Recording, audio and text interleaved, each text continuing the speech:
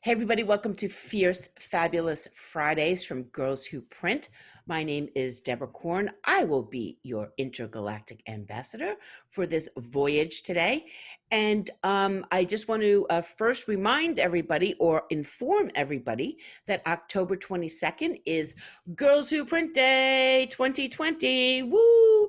We have a full day of programming. We're going to give out the Girly Award, our annual leadership panel. We have some surprise guests.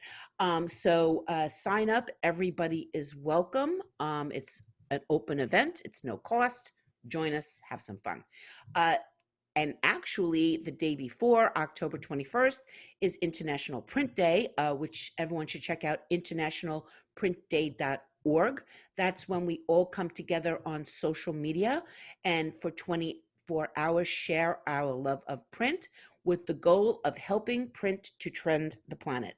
Last year, we had more than 12 million impressions, sharing information about print out into the world through the social channels.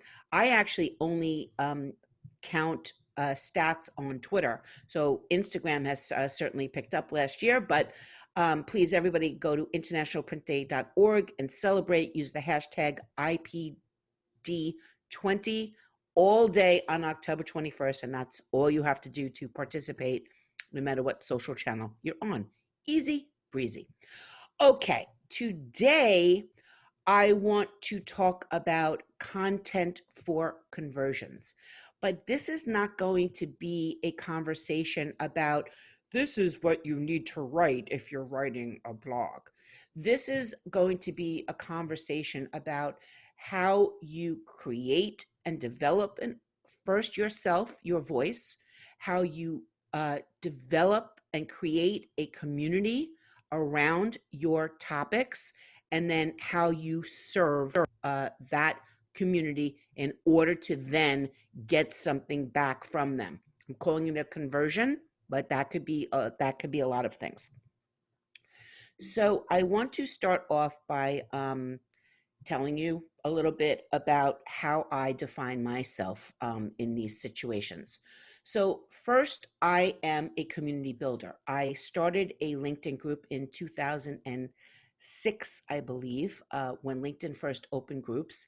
And it sat there for a while, and I really didn't do anything with it. But in 2008, I lost my job in advertising, and I had run out of people to network with. So I started using, I changed the, kind of the membership of the group, and I started inviting people to me who I knew could help me network for a job. So other print buyers and advertising agencies, creative directors, designers, printers. Printers usually know when there's jobs out there for print producers, and headhunters, as an aside. Oh yeah, and headhunters too. Now, I was looking for a job, but nobody else knew that.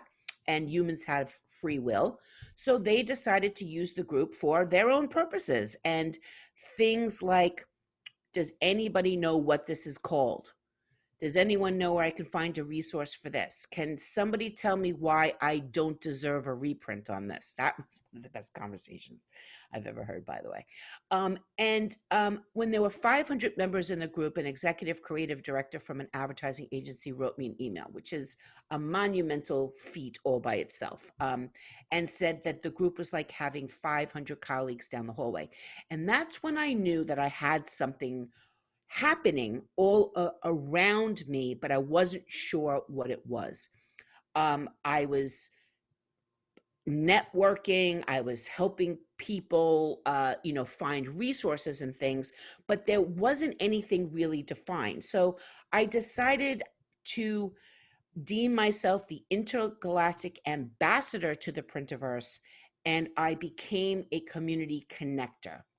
And I realized that from my vantage point, what I had that was different was that I was able to, in many ways, see all the different conversations that were going on in the industry, see all the disconnects that were going on in the industry, see the people who were getting left behind from topics and conversations.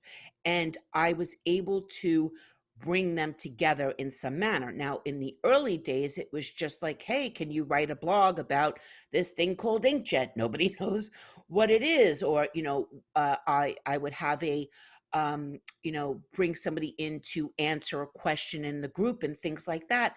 But that grew, and that LinkedIn group is called Print Production Professionals. It's over 100,000 members now and is the #1 print group in the world, where I still serve as the intergalactic ambassador, connecting everybody, continually building the community.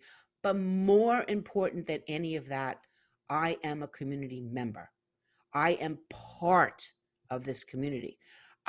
Which is one of the reasons why I didn't call myself the intergalactic and supreme being of the Printiverse or the intergalactic ruler of the Printiverse. I always say I'm a person. I'm one of the people too. Connecting the people, I'm one of the people, so it's really important to understand this, because this is where authenticity is born.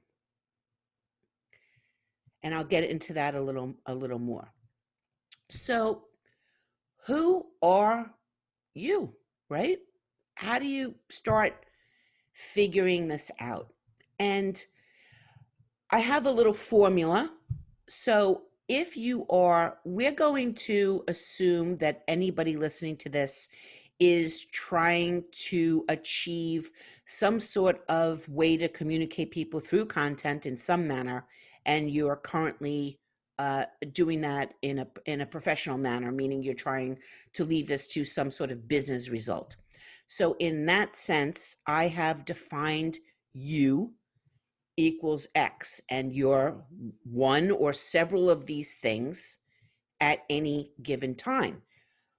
But this is how you define your voice. So in looking at these potential things that your perspective can be from, we look to establish your brand, right? So in this particular case, most likely people listening to this are a person. Most likely you're a person. Most likely you're a person who works at a company. Most likely you're a person who works at a company, but you speak for yourself. And most likely you're a person who works at a company, you speak for yourself, and you speak for and about the company as yourself. That is your voice. That's who you are. Now I'm going to flip back here for a second, because in this case, for me, I am also a person who is a company. I'm a lot more of these things. So when I create content, I look at all of the different aspects that I can come from, but I never forget that I'm a community builder, I'm a community connector, and I am a community member. And then I serve the community through something in here, a voice that comes from here, if that makes sense. Does that make sense to everybody? Yes? Okay. So this is how you find your voice. And more than just understanding where your perspective is coming when you write your content, when you're trying to move people to a decision or to motivate them to work with you or take some sort of action, motivation matters. This is where authenticity comes from. This is the difference between people who share information to share it and people who have, and I can help you do that, at the bottom of it. As soon as people get to that, your motivation is leading now, and there's a good chance I'm not going to click into the next thing you share. I'm going to start developing opinions about the time exchange I'm offering you to read your material, to understand more about you, if I think that it's really just a bait and switch in disguise. Now, if you're writing, if you're writing, They're so nice, huh? okay, Kelly, you got that? Is a kid talking. He's got to mute microphones. Okay, so if I understand that people are writing for their companies and they're trying, they want to make connections, they want to make sales, you want to get people connected to you, and that is great. And you could present ideas and you can present everything from that vantage point of your brand without having to go, and I can help you do that. You can establish everything you help them do through the stories you tell without having to add the sales thing at the end that turns people off. How many times, you're listening to something you watch, it's like, oh God, they're just trying to sell me something. I was so excited up until that point, and now it's just about trying to get money from me and moving on instead of really being invested in a topic and sharing information about it. So once you find your voice and you have your perspective and you know what you want to talk about and you have worked out the angle of it so that you're representing yourself, you're representing the company you work at as yourself, as long as the products and services you could offer other people, it's time to start cultivating your community. And I say cultivating because I don't think it's as simple as the word grow, if that makes a sense. Grow to me is great. Grow to me means that I put content or something out in the world, and it has touched people on some level that they are making their own conscious effort to find me and connect with me. It's organic growth. That's awesome. But to really grow your community with the people you want to talk to, it's more of a cultivation. You have to be an active participant in that, from where your content shows up to who you want them to read it.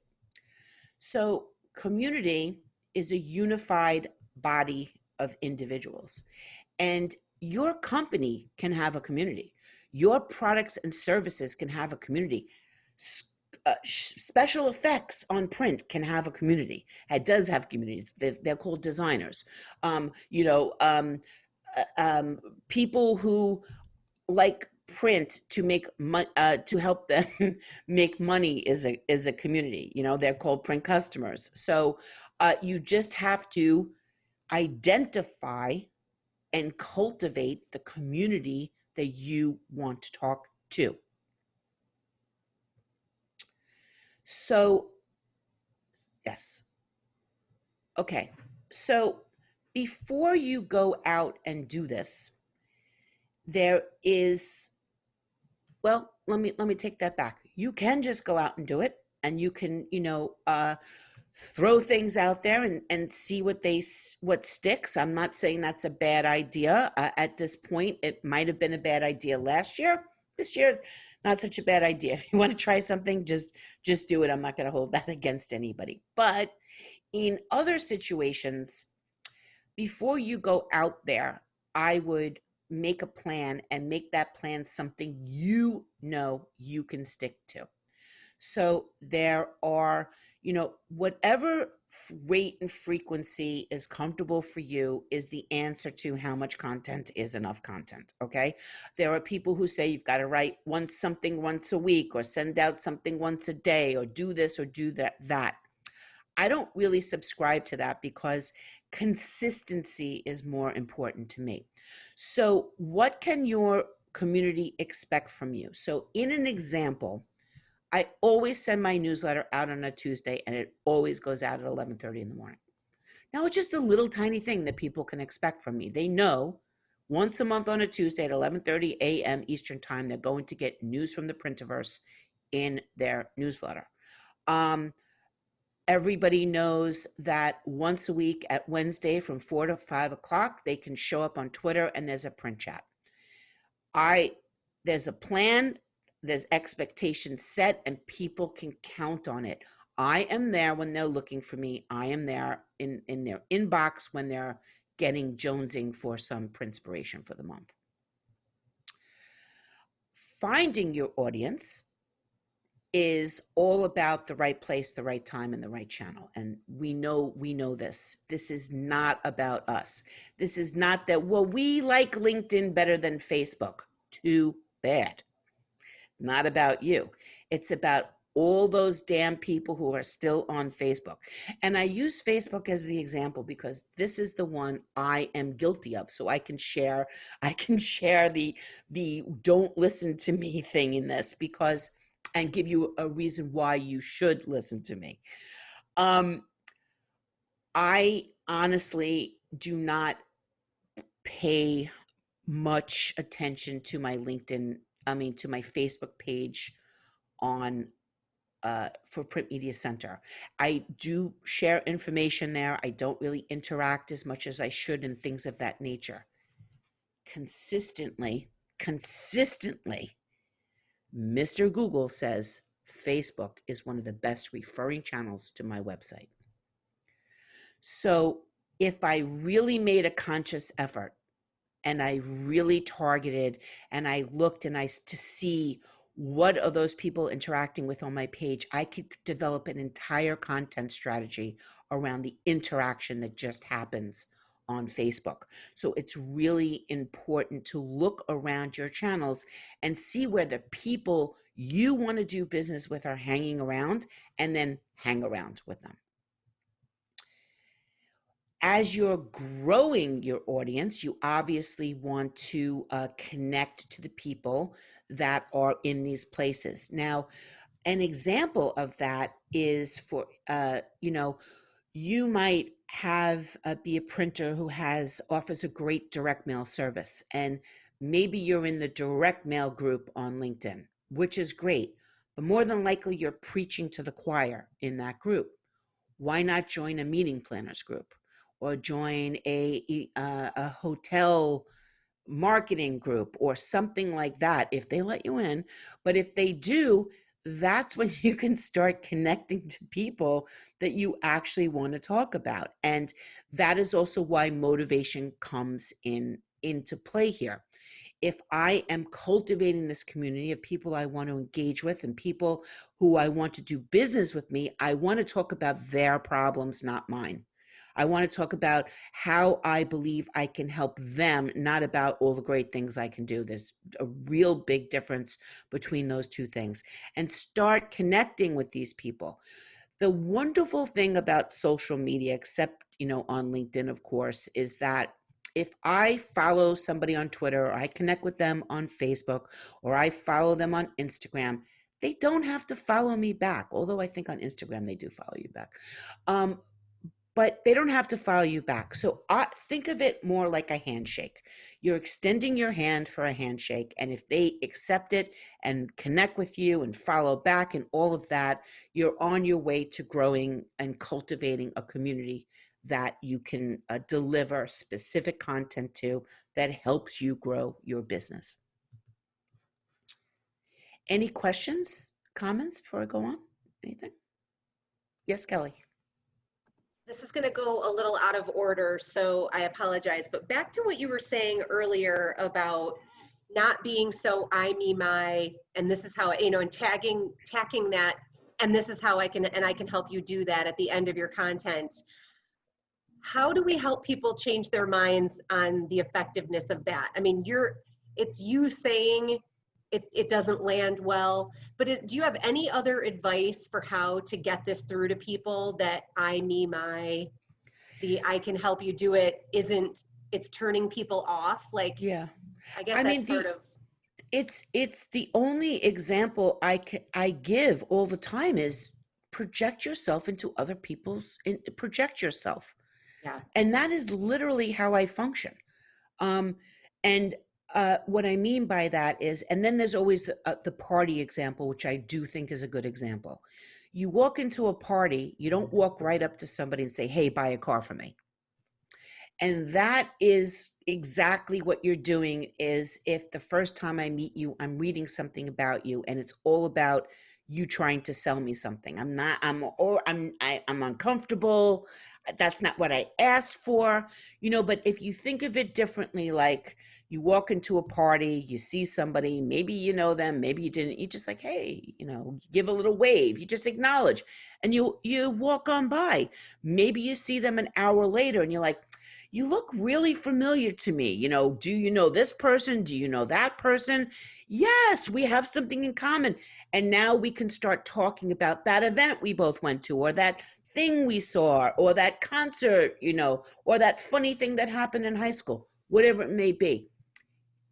Little later, hey, meet my wife, meet my husband, meet my girlfriend. What's going on? What are you doing? Oh, what the hell? That was weird. Let's exchange numbers and hang out, right?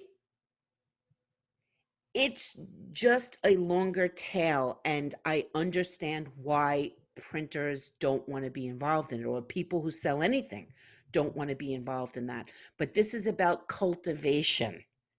This is not about world domination. It doesn't work like that anymore. There's too many options.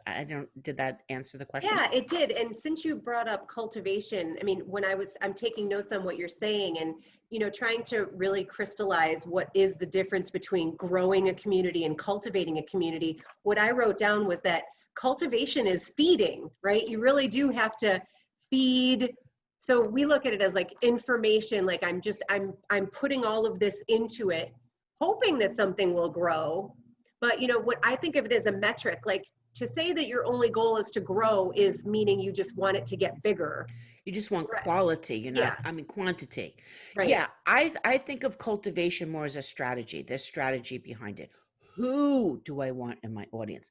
And by the way, the real strategy comes when you develop different audiences for the different products and services that you can sell. So you're not just talking in one voice to everybody and having them only listen to the things that they're interested in. You can deliver consistent content to people you've cultivated who are only interested in direct mail.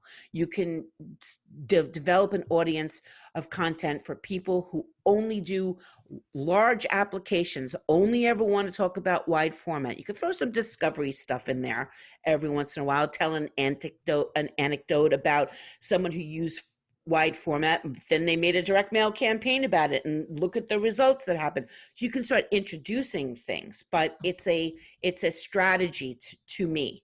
Again, I'm a little different. I do have the largest independent community in print, but I also don't sell into them. So it's a little different for me. But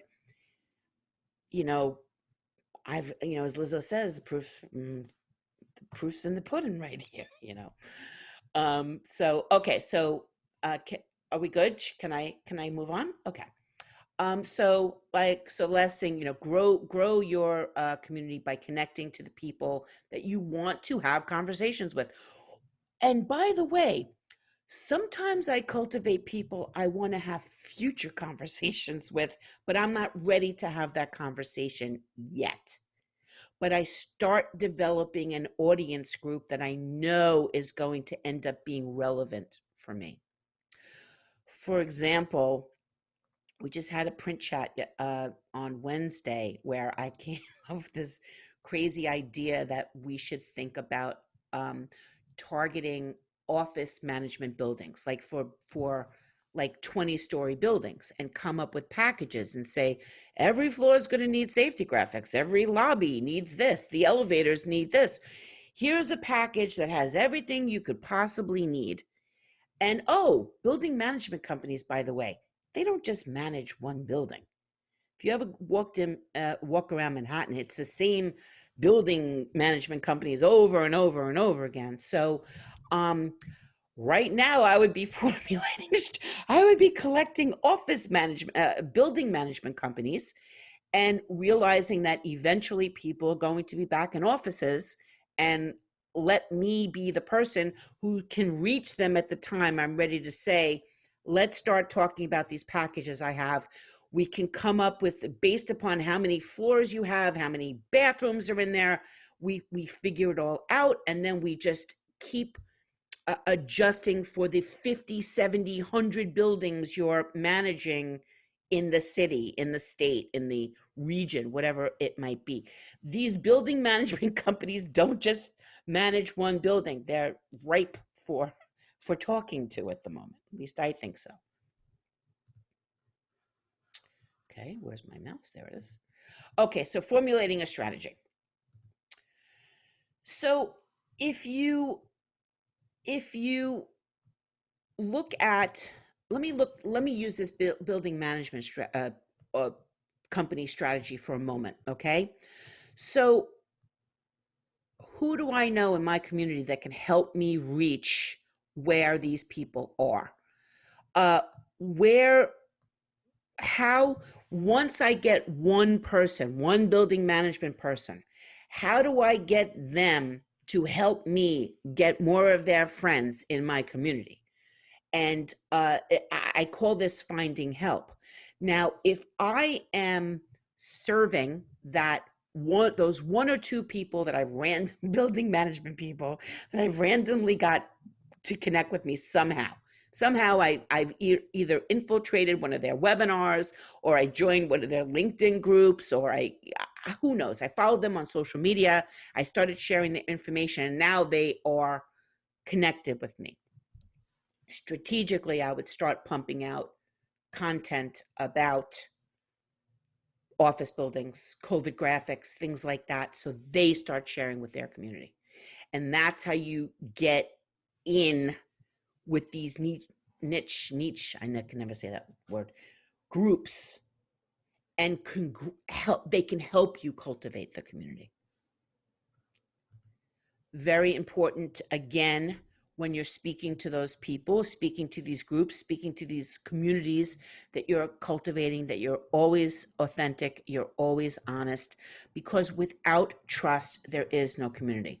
I can give you examples of, but I won't, because Kelly will not allow me to name names on this thing. But there are people out there that are not authentic in their community building. They build big communities, but they're not building communities. They're building prospecting lists for themselves under the guise of helping other people. Eventually, those people will find out that they've been involved in the big scam, because they're like, why do I have 75 emails from this company? And, they're all over me, and they're doing this and they're doing that. So be very careful that you do not betray the purpose of your community. Even though, in this case, it is to help you grow your business, but it's got to be authentic and it's got to be honest, is what I'm saying about it. You will lose loyal people if they feel that they are being taken advantage of or not being told the truth. You must at all times provide value for your community members. That means you have to give everything to them without expecting anything in return. A community is built one member at a time.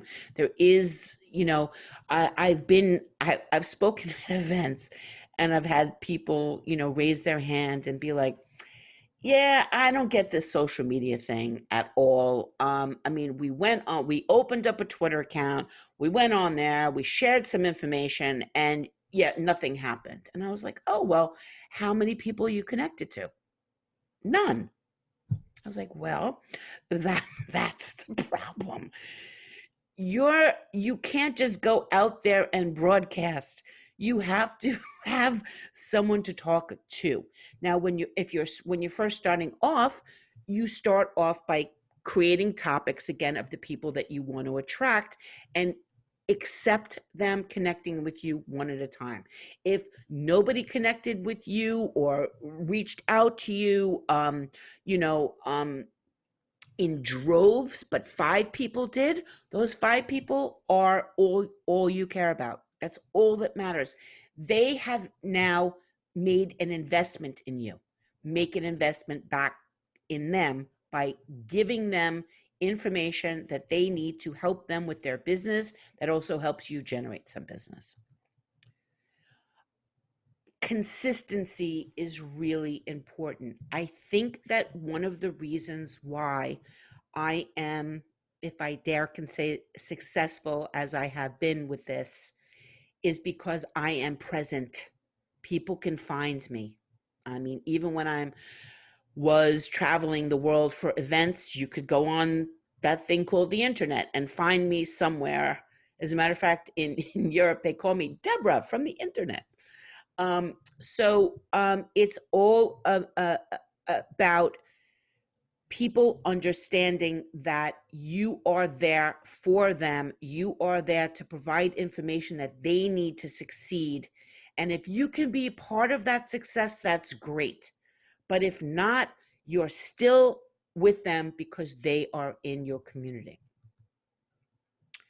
So to engage with the community, if you have first established trust and if you have strong community support and the community turns around and supports you, Girls Who Print is a great example of this. Everybody tells everybody else to come and join the group. And that's what this means here. The people that you've cultivated, that building management company, I share some great information with, and they pass it along and they say, hey, this is good information, follow these people. They are supporting you. They are championing your causes because they're their causes as well. After you have all of this established, then you can ask. And that might be a long time before you can ask. And what do I mean by that? Connect with us, follow, subscribe, listen to the podcast, watch this video, sign up here, join us for this, give me your email address. That can't be the first thing people say to each other through, if you want to be the king of thought or queen of thought leadership. This is something that must be earned. Consistency. People know what they can expect from you if they click onto your content. I have to say, one of the reasons why I just did an Elevate print conference online, and I will admit we had a few link issues. And at one point I was having a nervous breakdown because couldn't believe after all that work, and I had a lot of emails in my inbox, people very disappointed that they couldn't get in. But what I learned was that they weren't disappointed that at 11 o'clock on a Tuesday they couldn't see something. They were scared that they wouldn't have access to the information. And then they were comforting me about it and saying things like, don't you worry about anything. We've got you. Technology, it happens. Don't worry about it. I'm great. I just need to know I can see it, and then I can be calm. I'm like, you can see it. All right, then we got you. And that is an earned agreement somehow we've made along the way. That if they click on something and they see it, it's worth their time. And therefore, I don't want to tell you how many, but there was a lot. They were fighting for access to that information. And that's really the thing that saved me during that nervous breakdown, was that they were actually supporting me and saying it was okay. So engage the community, be generous, and play by your own rules. I only have one rule in the print production professionals group, which is no solicitations, zero tolerance policy. Can't let one person do it. There's 100,000 people in there. Everybody will do it. I don't solicit in my own group. I could, but I don't. I follow my own rules. I don't want anybody to say I'm a hypocrite. That changes my brand. That changes my relationship with the audience that I have so carefully cultivated to trust me for a data exchange. Community building has a really long tail. Course correct slowly and with purpose. And what I mean by that is, if you have a strong direct mail service and that's what you think the core of your business is, and this is the way you can help a lot of people, just because you put out a few pieces of content about direct mail and you don't think you have the traction you should have, that doesn't mean it's a bad subject. It doesn't mean it's not going to catch on. It just means you might need to finesse it a little, maybe ask some people who did read it for a little feedback, what would have made it a little valuable. You can tag people and help them share content. But before you just disband a topic or a channel or a community to actually talk with, give it some time. Social media is comprised of humans. And I say social media, but I mean anything online. And this is really where content is. I'm not getting, none of us are writing a newspaper. I'm not getting that from you. I'm on your site, reading a blog. Somehow I've been prompted there. Most likely I've been prompted through social media. So don't abandon things. Give them some time to breathe, some time to catch on. It could take a while, but it's not about quantity, it's about quality.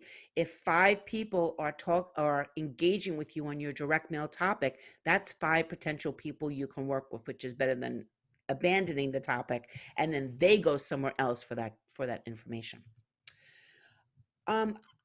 This is something I think is really interesting because so many people think one and done when it comes to content. But the truth of the matter is, just because it's not new for you doesn't mean it's not new for somebody else.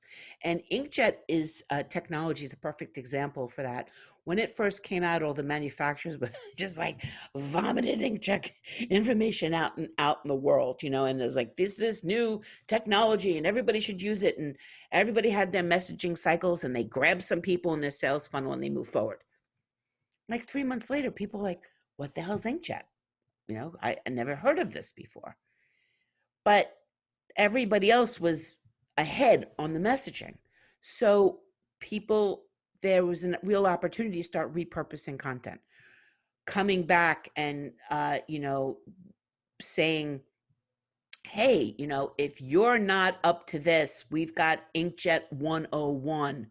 We're going back. We're going to keep going back and make sure that we get everybody back here and keep moving them forward. And that applies to any business who's having a business strategy. For example, it might be a little late in the game, obviously, but I'm just making mention of it because it's topical. Election mail is very topical. Now, there might not be people who know that there's a way to track open rates, even though everyone's been, talking about informed delivery for the longest time, right? Well, some people don't know about it. So you always have an opportunity to educate people on what the topics you believe should be important to them, even if you've said it before.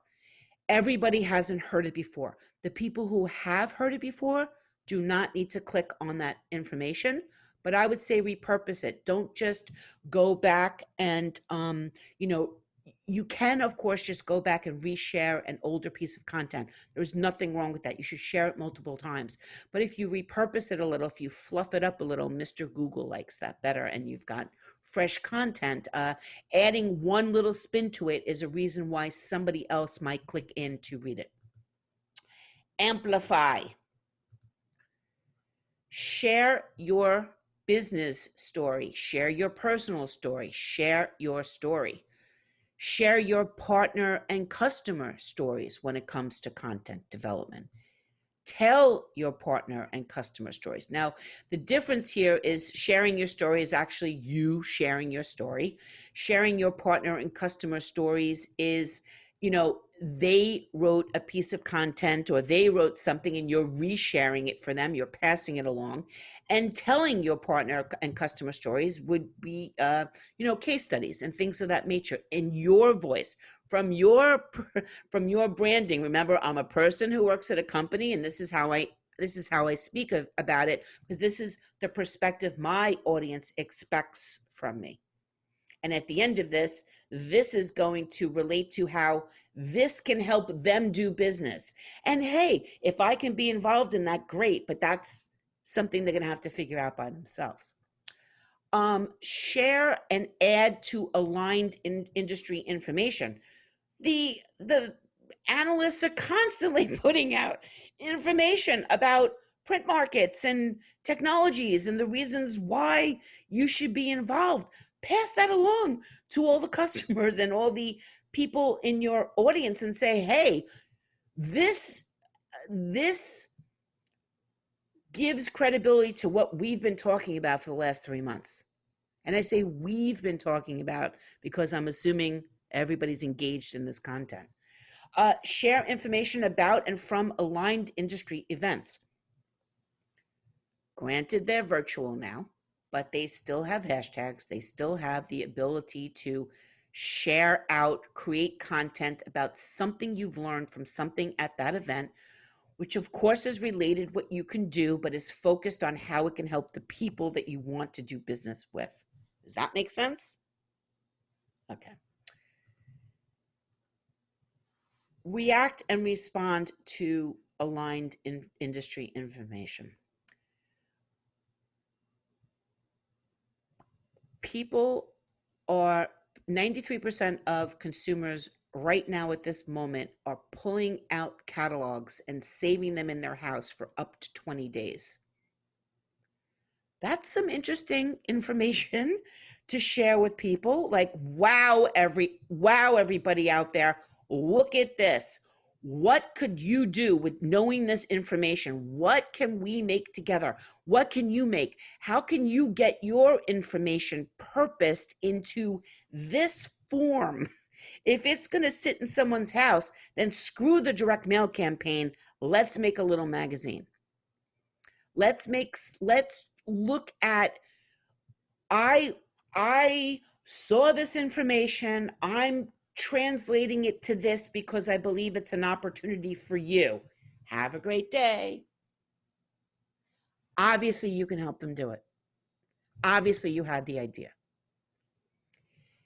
I need to, everybody follow this person. There's great ideas over there. Everybody connect with this person. There's great ideas. Let me pass this idea to everybody I know. Now what's happening? I'm cultivating a community from a topic. What is success? Now, I'm keeping the ROI police out of this. So time is money. Measure that however you want. I'm going to measure it a little differently. Is your community growing? Is your cultivated community growing, right? With people. That's how I would measure success. Is what I'm saying is what I'm putting out in the world having a result that more people are connecting with it? Am I having increased engagement? Are people liking it, commenting, passing it along? Am I having more people say, hey, connect with Deborah Korn, she's also awesome, or somebody gave me your name as somebody I could ask this question to. A lot of times people ask me, can you help me find a resource for this? Because someone else has told them I can. Because the things I put out in the world have established that I can. And they believe my personal brand, and I've been delivering on it. Now, I hope nobody thinks I'm using me as the example to promote, like to make it sound like I'm this great person. I'm using it because it's my personal story, and that's how I can tell you authentically that this does work, because I'm a living, breathing example of it. Although it's not something that I realized I was doing until after the fact, because there was no such thing as networking when this all started happening. People would ask me what I did, and I was like, I think I'm a professional networker, but I'm not really sure. All I know is that something's happening around me, and I think it's important. I'm going to stick in it and see what happens. Am I getting an increased personal community value?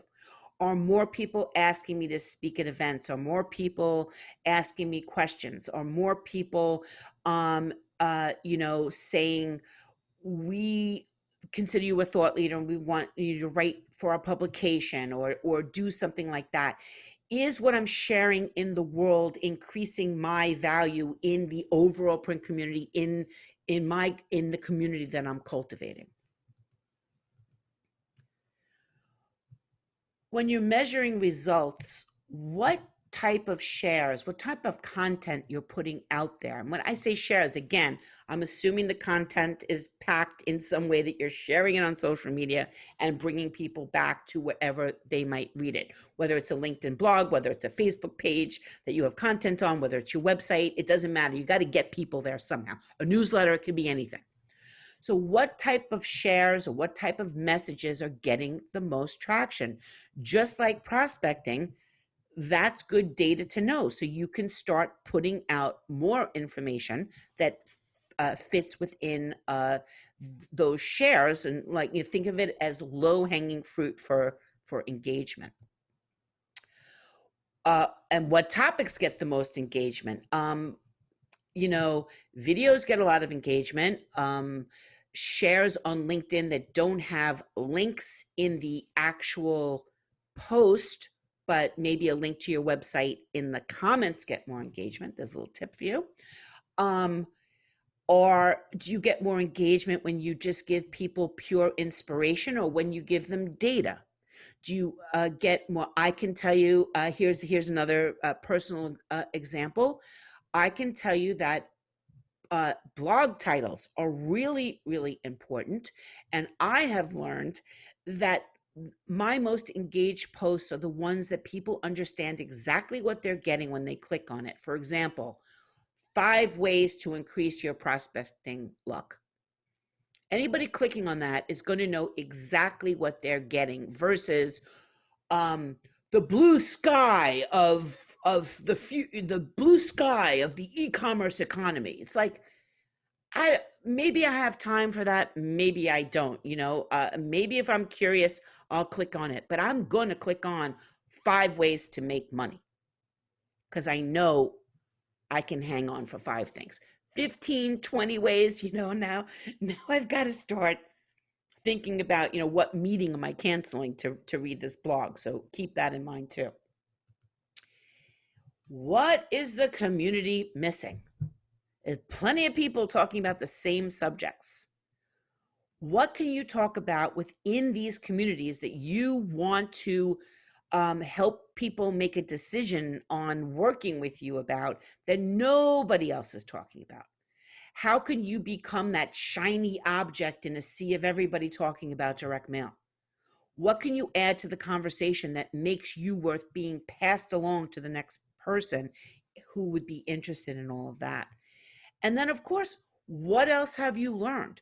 I mean, you're going to learn things through your own channels, through your own sharing, through the the traffic on your blog, who's coming to your website. Something that I have learned, something that I would say to look at is what time and what days do you post that you get the most interaction on. I send my newsletter on a Tuesday at 11:30 in the morning. That's not haphazard.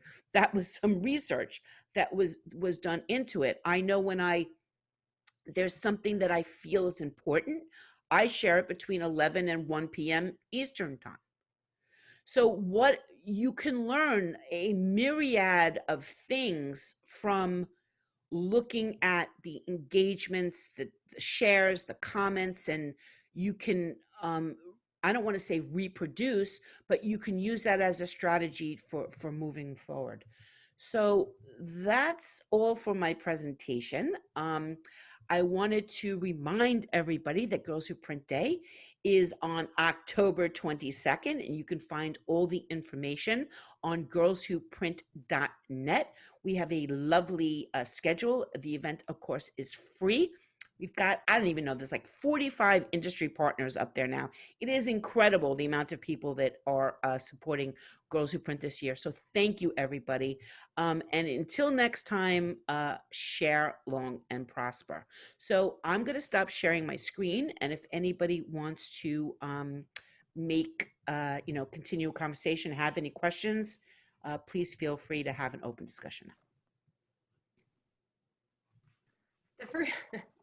First thing I want to talk about, I think, is the time factor.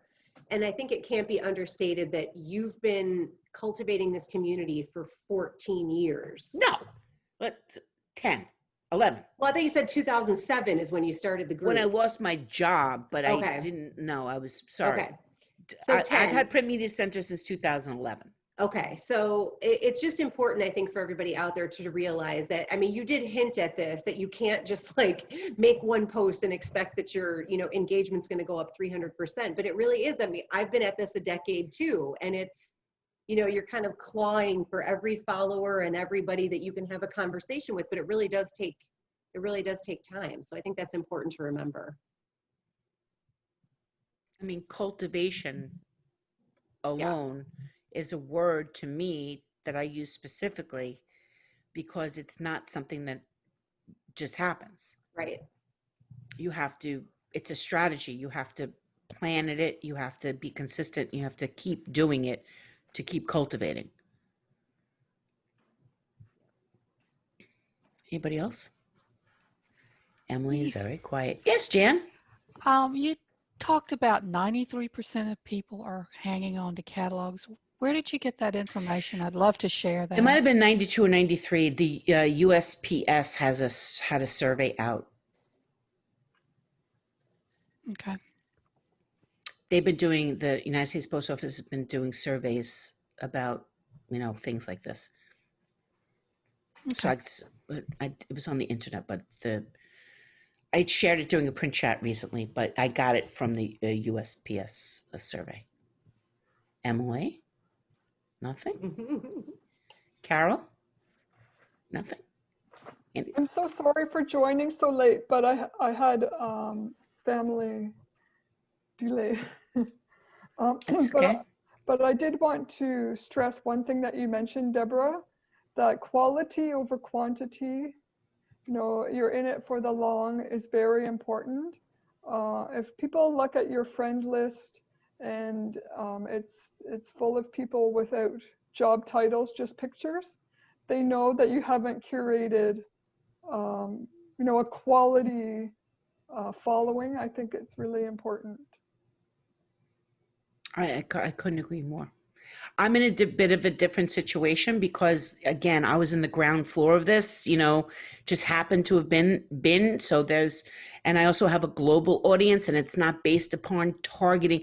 To me, anybody in the printing industry, anybody in the printiverse is someone I can cultivate. So my situation is a little different, but I talk to different people about Project Peacock. I talk to different people about my podcasts. I talk to different people about not necessarily print chat, but mostly Project Peacock is targeted. It's not for everybody.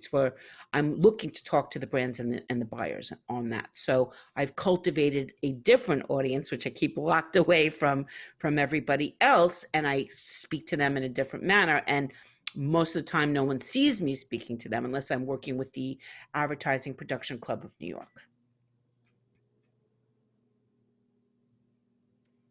I think it's important to remember too, though, that even given that, you participate in a way that I'm trying to think of the right way to say it, but very give and take. You interact with everybody who comments on your posts. You comment on other people's stuff. I feel like, and this is what I tell my customers all the time, is that attention is a gift.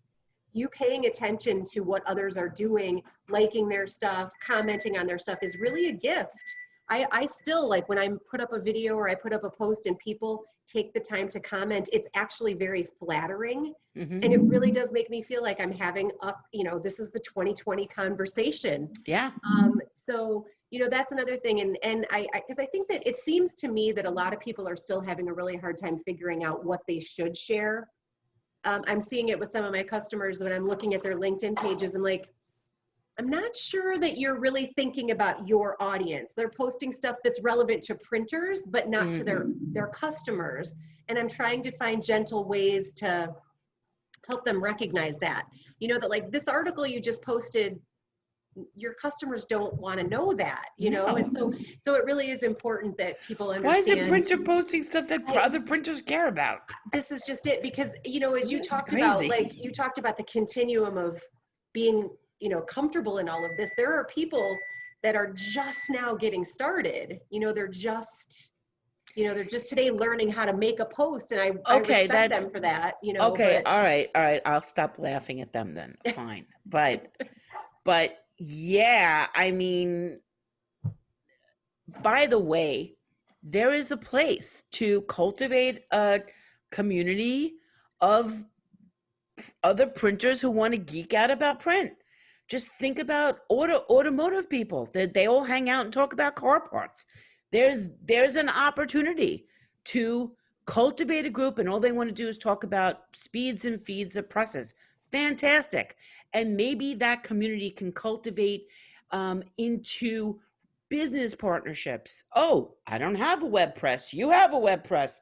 We're geeking out in this group. So I'm not going to dismiss the concept, but it's not going to sell or get people buying print from you, Right. unless those other printers, like really enjoyed your post on that press. I can't even imagine. I know. It's cute, isn't that? Well, I also wanted to As they say in underscore the South. something. I wanted to underscore something that you said about the content. It's not new, but it's new to someone.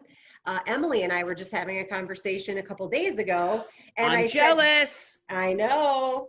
But one thing I mentioned to her was Sappy Off Register. In my world, like, of course, everyone has seen the Sappy Off Register series. Those are the funniest videos I've ever seen. And if you're a geek in print, you know these, right? And they're like 11 years old. Yes. Yeah. But so she hadn't heard of them. So then she posted one and tagged me in it. It was one I'd never seen. Oh, And how it's funny about is that? elections. It's about elections, you guys. I had no idea, but it was just like her taking that little tidbit and then making it even so much more relevant was just very gratifying, and just it almost like renewed the whole thing for me too. Yeah, So that was just a cool. really cool thing. Well, and Great I- example. Oh, hi, Emily. sorry. And I, after I looked on them, I remember seeing like the Luscious video and stuff back when I was in school, but it had I had completely forgotten about it in my work experience. So it was just like a fun thing. And sharing that with your audience is a great way. I mean, videos get a lot of engagement. Those got a lot of engagement. And you can introduce them to a whole new audience who's never seen them. I mean, I mentioned the Matrix at speaking at a school, and none of the students knew what I was talking about. I mean, I had to sit down. And I needed like a drink of water. And I was like, I don't even care that it came out before you were born. How did you not see it by now? Like, what the hell are you binge watching that you're not binge watching The Matrix? Like, what is going on in this world? So, yeah, I mean, you never know. And then somebody wrote me an email. I watched them. I thought it was good. Thanks for letting me know. So funny. Anything else? Okay, then thank you all so much for showing up.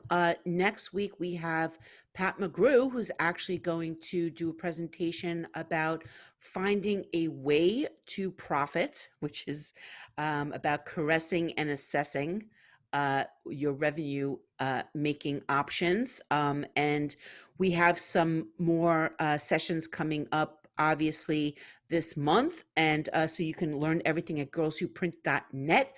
Girls Who Print Day, October 22nd, International Print Day, October 21st. And I also want to remind everybody that Printing United is coming up the week after that, starting October 26th. Everybody go to printingunited.com and check out that monster of a virtual event. So until next time, I said share long and prosper when I ended the presentation.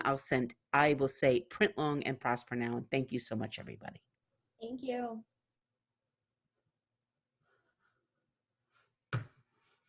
I've lost control of my mouse. There it is.